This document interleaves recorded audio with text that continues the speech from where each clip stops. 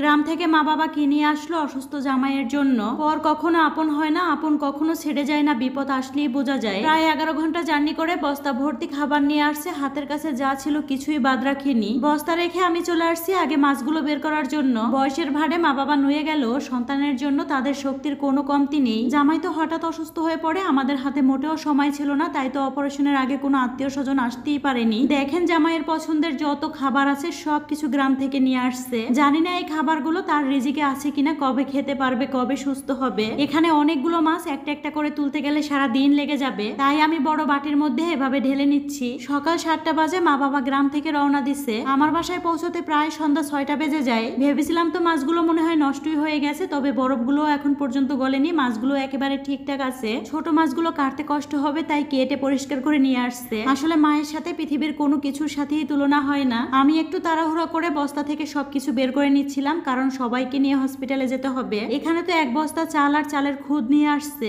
আমাদের তো মন পড়ে আছে হসপিটালে, তারপরও এই কাজগুলো করতে হচ্ছে। মা তো কোনো কিছু বাদ রাখেনি, হাতের পাশে যা ছিল সব কিছু নিয়ে আসছে। এই যে মাছগুলো দেখছেন, এগুলো আমাদের নিজেদের পুকুরের। বড় মাছগুলো কেটে আনার সুযোগ পাইনি, একে তো সবার মন খারাপ, অন্যদিকে একটু তাড়াহুড়ো করে রওনা দিতে হয়েছে। মা বাবার জন্য কিছু নাস্তা আগেই রেডি করে রাখছিলাম, আর এখন রুটিগুলো একটু ভেজে দিব। সত্যি কথা বলতে এখন কোনো কাজ হাতে ওঠে না, কোনো কাজ করতেই মন চায় না। তারপরও একটা মেয়ে হয়ে সবকিছু মানিয়ে নিতে হয়। গতকালকে তো দেখেছেন জামাইয়ের অপারেশনের পরে অবজারভেশনে রাখা হয়েছে, আর এটা হচ্ছে বিকালের ভিডিও। যেদিন রাতে অপারেশন হয় তার পরের দিন দুপুর 12টার দিকে তাকে বেডে দেওয়া হয়। আমি মা বাবাকে রিসিভ করার জন্য অল্প কিছু সময় হাতে নিয়ে বাসায় গিয়েছিলাম। তাদেরকে নিয়ে আবার হসপিটালে চলে আসি। একা একটা মানুষ কিসের উপরে চলি নিজেও জানি না। অন্যদিকে তো জামাই অসুস্থ, তাকে দেখার পর মনটা ভীষণ খারাপ হয়ে যায়। কিছু কিছু আপুদের এত এত প্রশ্ন, যার কারণে এই ভিডিওটা আপনাদের সাথে শেয়ার করতে হলো। অনেকে আমাকে মেসেজ করছেন, আপু নাভি কিভাবে ফুলে ওঠে। এটা হচ্ছে অসুস্থ হওয়ার কিছুদিন আগের ভিডিও, একটু খেয়াল করলেই আপনারা বুঝতে পারবেন।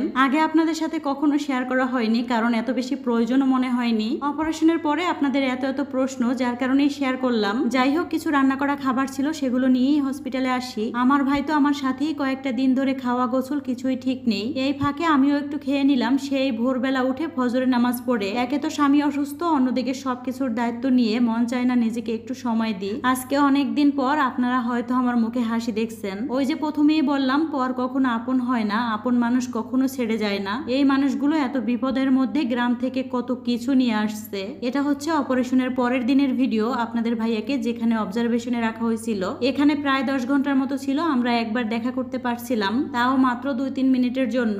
অপারেশনের 10 ঘন্টা পরেই তাকে বেড়ে দেওয়া হয়। এই হসপিটালের ডক্টর থেকে শুরু করে প্রতিটা মানুষ এত বেশি ভালো। এখানে ভর্তির পরে আমাকে কোনো কাজ করতে হয়নি। আমরা শুধু জামাইয়ের পাশে ছিলাম, তাকে সাহস দিয়েছি, বারবার বলেছি সবকিছু ঠিক হয়ে যাবে। অনেকে বলেন, আপু এইসব ভিডিও করে দেখানোর কি আছে। আপনাদের কাছে ভালো নাই লাগতে পারে, তবে যারা আমাকে ভালোবেসে সবসময় ভিডিও দেখেন তারা কিন্তু আমার ভিডিওর অপেক্ষায় বসে থাকে। আমার সেই প্রিয় মানুষগুলোর জন্যই ভিডিও বানাই। যাই হোক, সবাই ভালো থাকবেন। আজকের ভিডিওটি এ পর্যন্ত। সবাই জামাইয়ের জন্য দোয়া করবেন।